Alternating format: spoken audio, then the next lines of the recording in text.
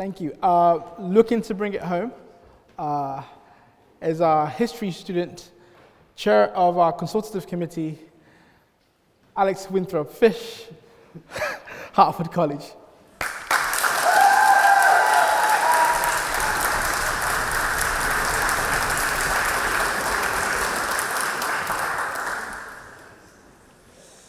Thank you, Mr. President, for affording me the privilege to once again speak in this historic chamber.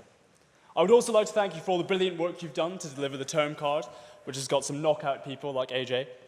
But also, I look forward to your reign as SU president, and indeed the many other societies that you want to be president of. Many people, including myself, have been surprised to see me on this side of the motion. As a self-professed communist, my little Marxist heart was completely broken when I was told I had to be on opposition. But in the spirit of debating, and more importantly, in the spirit of shooing the tabs, I'm going to give it my best shot. I'm afraid I must also start with a very filthy confession. I, like many of the leftists in this place, was privately educated. But I'm also keen to confess, and I am well aware that without my private school education, I would not be stood in this chamber today. Private schools afford people a privilege that runs deeper than any statistical dominance that has been discussed today. It is something that we've all touched on, and it's something I want to hone in on in particular in my speech. I'm going to focus on three main points. Firstly, I want to recharacterize the background and context of this debate, which I think has been sorely missed. Secondly, I want to give a much more particular analysis of where private school privilege comes from and the deep roots that it has. And thirdly, I want to walk you through a world in which this motion comes into effect. To understand why we're having this debate, we need to understand the state of state school education at its current time in Britain. We have the worst levels of funding since the 1980s. We spend less per head in real terms in the 21st century than ever before. And as the former principal of my college, Hartford College, Will Hutton, pointed out, we have not even recovered from the austerity measures that David Cameron put in 2010. Schools have been left with obscenely high teacher-to-student ratios. Head teachers are complaining about having to make decisions based on economics and not on educational choices. After a decade of Tory rule, we can see that the state education system is in tatters. But I'm not going to argue today that because of that, we need to reaffirm our faith in private schools, that private schools are offering a better and alternative education, because we know that not to be the case as well. The truth is that despite the advantages of private education, which seem apparent to everyone in this debate, there is no evidence to suggest that kids in state schools are brighter or smarter or going to succeed in the tests that get them into Oxford in the first place. Take the TSA, for example. Between 2013 and 2017, a TSA score for a state school pupil was 61. For privately educated pupils, it was 61.9. Now, as a historian, I know little to nothing about the TSA and PPE, but I've been told by the president, who's a PPEist himself, that this is in fact a minuscule difference. As a side note, the president was very, very keen to point out that he got in the top 5% in the country when he did the TSA. You can give it a clap, I mean, that's worth it.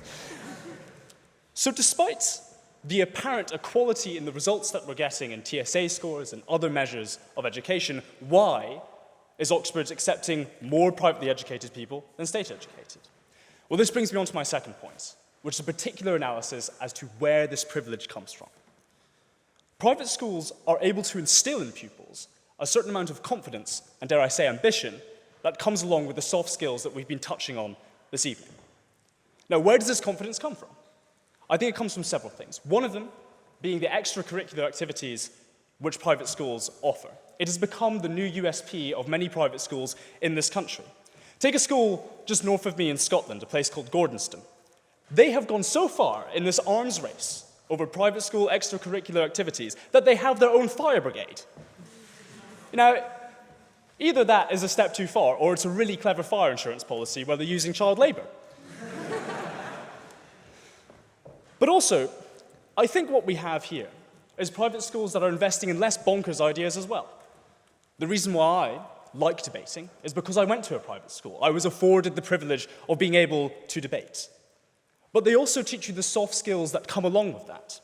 Think about the networking opportunities, as I've been told by many people in this place. Think about how you learn to work a room and the charm and charisma that is brought with that. Now, what you have then is all these people from private educated backgrounds coming to this university. This is a university that is primed and prepped in a uniquely private school manner. Think about the way that privately educated people have been educated their whole lives. A lot more one-on-one teaching, a lot more formal dinners, and people who are told from a very young age that they are entitled to the kind of confidence that they display in this place. This goes to show why we've talked about this evening the people that haven't come to apply for Oxford or Cambridge, because they don't think that they're worthy of doing that. That is something that is not really an issue amongst many private school pupils. But I hesitate to say that this is just something that stops at Oxbridge, because it is in fact something that the nation as a whole values. We have fallen in love with the charming, posh politician. We have fallen in love with the toffs that run this country. When Will Hutton talks about this almost Gibbon-esque idea of civilization declining, it's a civilization of decline that we have voted for, a civilization of decline that we fully back. But think about the people who don't demonstrate the kind of private school mannerisms which I may be demonstrating right now. Think about Angela Rayner, someone with a thick northern accent which delineates, in many minds, a working-class accent.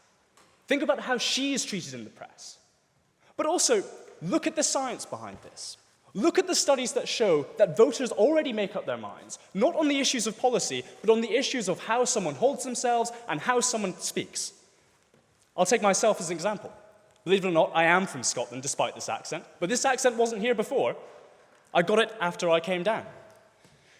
Our society values the ambitious private school stereotype. So I ask you then, as I move on to my third point, to consider what this motion looks like in practice. We have a faculty, we have universities that value those kind of attributes in a person. Attributes that are dominated by private school people. And the people who control our society, as we've heard up and down the debate tonight, are privately educated themselves. So what do these institutions of power want to do? Well, they want to take the people that come into them and instill them with those values as well. What we have then are institutions of powers, possibly much like this place, that want to take people and mold them in to the private school stereotype that our nation values so much at the moment. In short, this motion is eerily reminiscent of recent rules changes that have been brought to standing committee, sound in principle, good in heart, but impractical and harmful at best. The way we solve the issue of private schools in this country is through a combined effort of many policies. But we have to aim at changing our current culture and our current value set. We can't have a society that then takes this cap and says we fixed all the issues and then proceeds to mold people to look and sound like the private school clique and privilege that we had before. This looks like radically reforming Oxbridge. It looks like accepting that state school people have different attributes and have different ideas that they can bring to the table that haven't been considered before, and different life experiences that they can bring into our society. Currently, the process is stacked against that, but we can make that change without simply slapping a cap on it. When we see inequality, we're always keen to jump in and take rash action. When dealing with a society that seems obstinate, when dealing with a society that seems prone to elitism, you don't slap a reboot button on it without dealing with the undercurrents that lay beneath it.